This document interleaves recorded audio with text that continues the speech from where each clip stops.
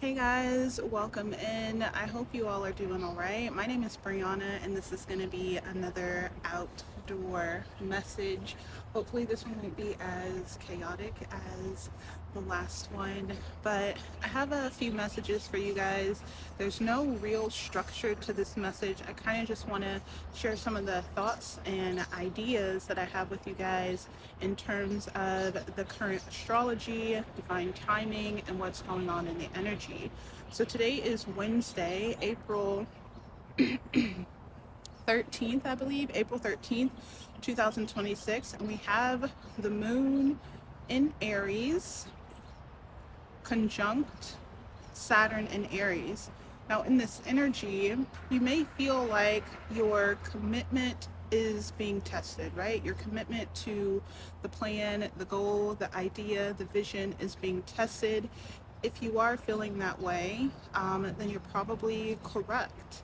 Because as the moon makes its conjunction with Saturn, Saturn is testing our commitment or testing the moon's commitment, right? The moon is our emotional subconscious, right? So it's those subconscious programmings, emotional tendencies, the tendency to revert and go backwards, right? So the moon is making its way to its new moon destination. We're going to have a new moon in Taurus in about 2 days, right? So we're approaching new moon energy, and this conjunction between the sun and the moon it's going to create this opening, right? There's an opening, a gateway opening into something that we've been manifesting. But before we get there, or before the moon gets there, there are some tests from Saturn.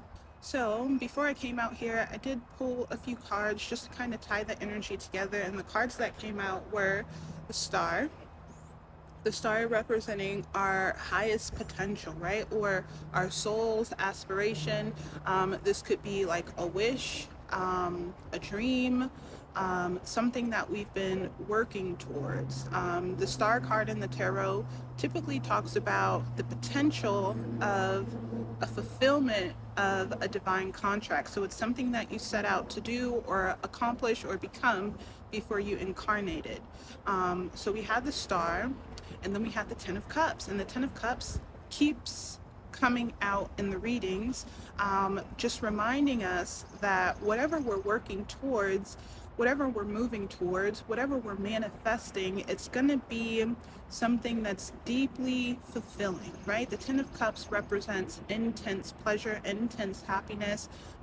It usually, or typically, it talks about like that big happy family. What I'm feeling, it's like the feelings, right?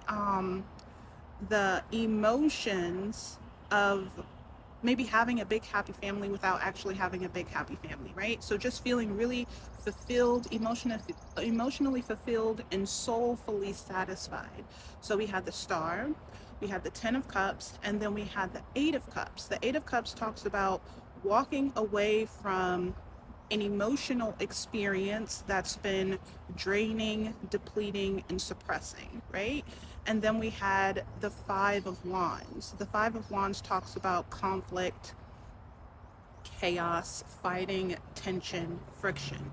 So whatever we're walking away from, it may have invoked or produced a lot of conflict, friction, and chaos. But what I'm actually getting with that now that I'm here is that Five of Wands, that conflict, chaos, and friction, it may be Saturn's energy, right? Okay, okay, hold on a second. Let me get myself together. Okay, guys, so as we move into this new moon gateway, right? This gateway of pure potential. On the other side of this gateway, there will be a manifestation of effort, right? A manifestation of action, choices, and decisions. But as we're moving through this gateway, we are being tested by Saturn, right? So during this time, things from the past may be coming back up. So past people, past energies, past experiences are coming back up right now during this time as we're moving towards this gateway. And there's a choice, right? I'm also getting like twin flame energy, twin flame energy. So if you are, or if you do identify as a twin flame, or on the twin flame journey, your twin flame, if you've been in separation, your twin flame may be, or their energy may be coming back around so that you can make a choice, right? So there are these choices that have to be made in this energy, and the choices or the experience that the choice comes with may be producing a lot of conflict, friction, and maybe discord, right? The Five of Wands. So these past energies are coming back up for review so that we can make a choice, right? This way or that way. We're at a collective crossroads, and our choices are gonna shape the manifestation on the other side of this gateway, right? Because remember that our choices open and close portals. So if something comes back up and we decide to accept it, even if it's something that we've walked away from in the past, if it comes back up and we decide to turn back and go to it, then that choice, that decision is going to be shaping whatever's on the other side. It's shaping destiny, right?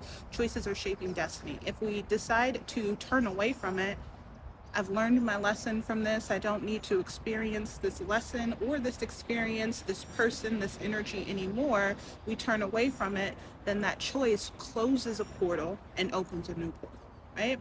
I'm also getting something else. Hold on. Okay, guys, there's something here about root chakra energy. Cleansing, purifying, purging the root chakra.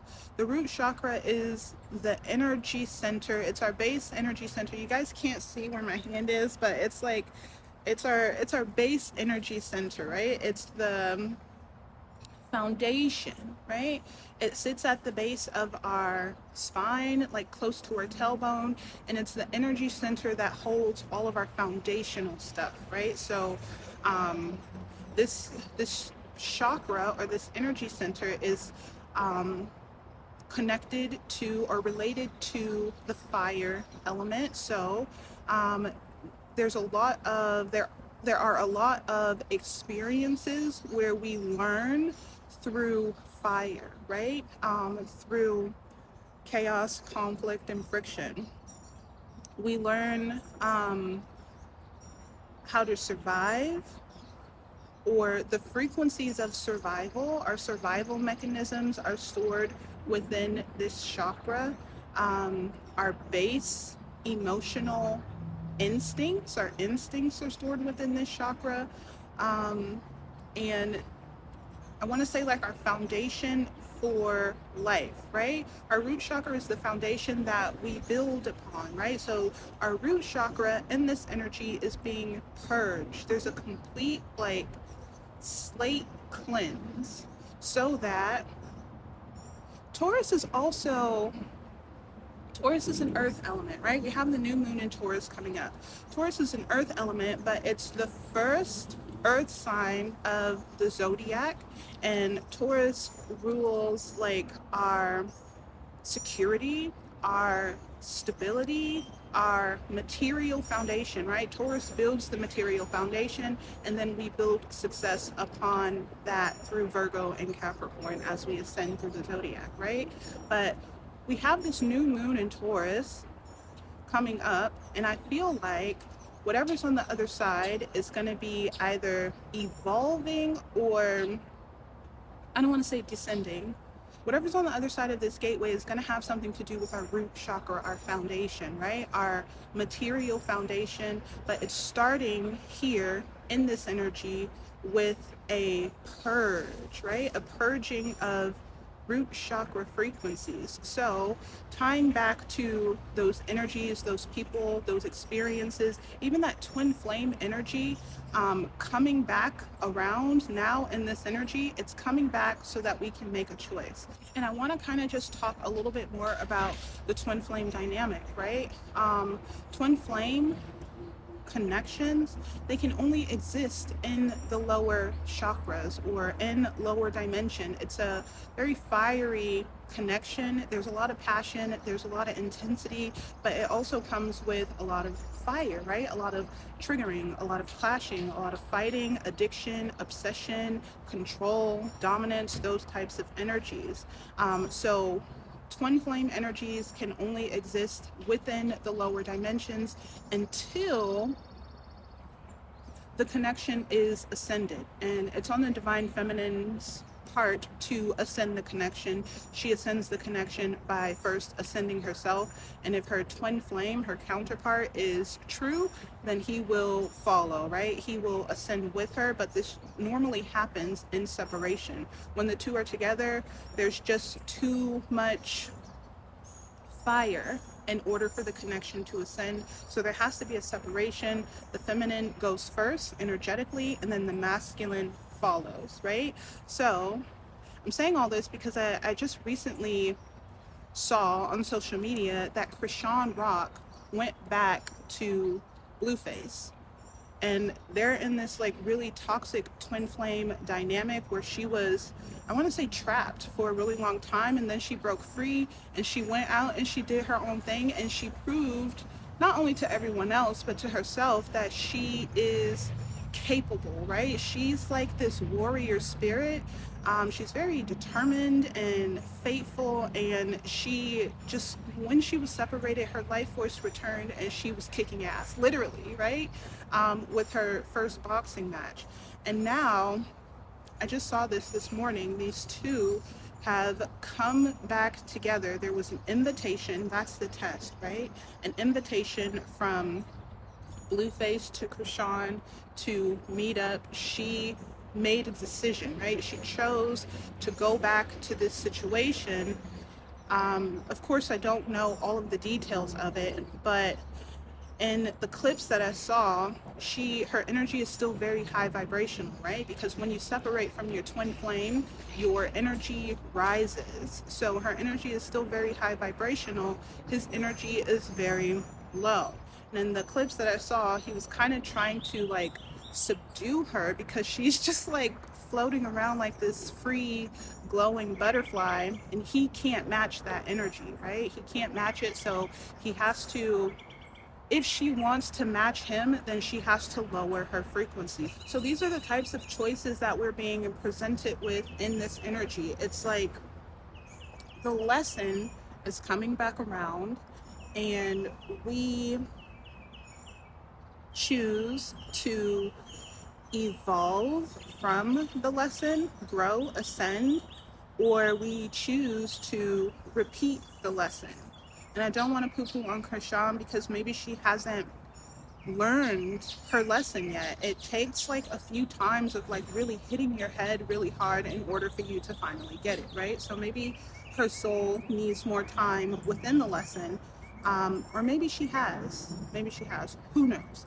But these lessons are coming back around, you guys, so that we can make a choice.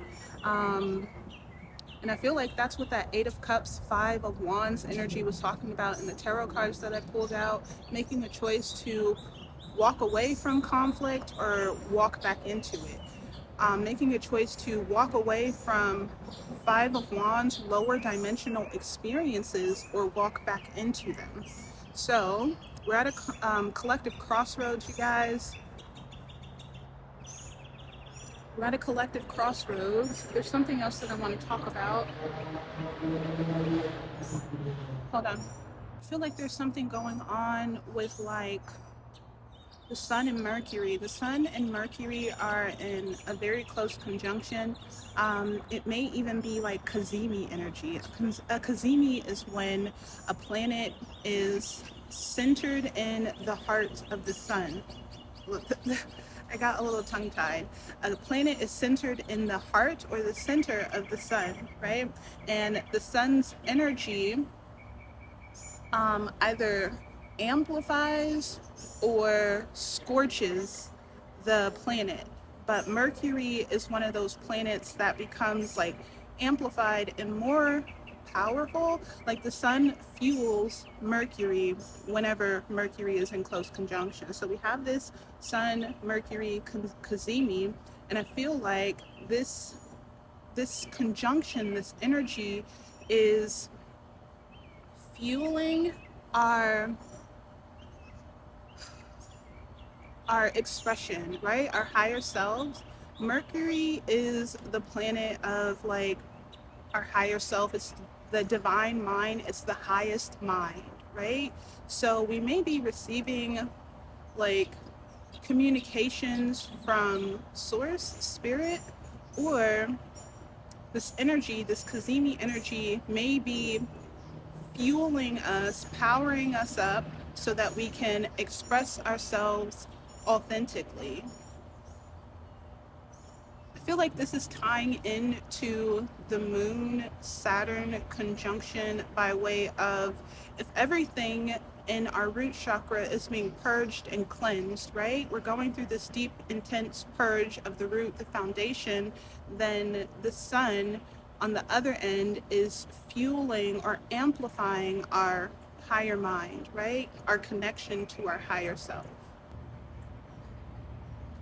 So, you guys, just in conclusion, be mindful of your choices.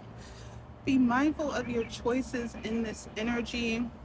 There's an energy of evolve or repeat, ascend or descend, right? So just be mindful of your choices as we are leading up to this new moon in Taurus gateway. This gateway is going to be a gateway into, I want to say it's initiating something new, right? Initiating something new, and this newness has everything to do with our material foundation. It could be our home, right? That's also root chakra energy. It could be our money, right? That's also root chakra energy. It could be our stability, our comfort. That's all of those things are root chakra energy. So just be mindful. If you feel like nothing is moving right now, it's because you're choosing not to turn back and go to your old story, right? So your new story is being developed. I think this message came through in one of the previous readings. The stage is being set for your new story, right? So if you feel like nothing is moving right now, it's because you're not going back to the old story. You're just waiting for the new story to unfold, not waiting idly. You're actively funneling your life force energy in that direction. Okay, that's all I have for this one, you guys. Thank you for being here, and I'll see you all on the next one.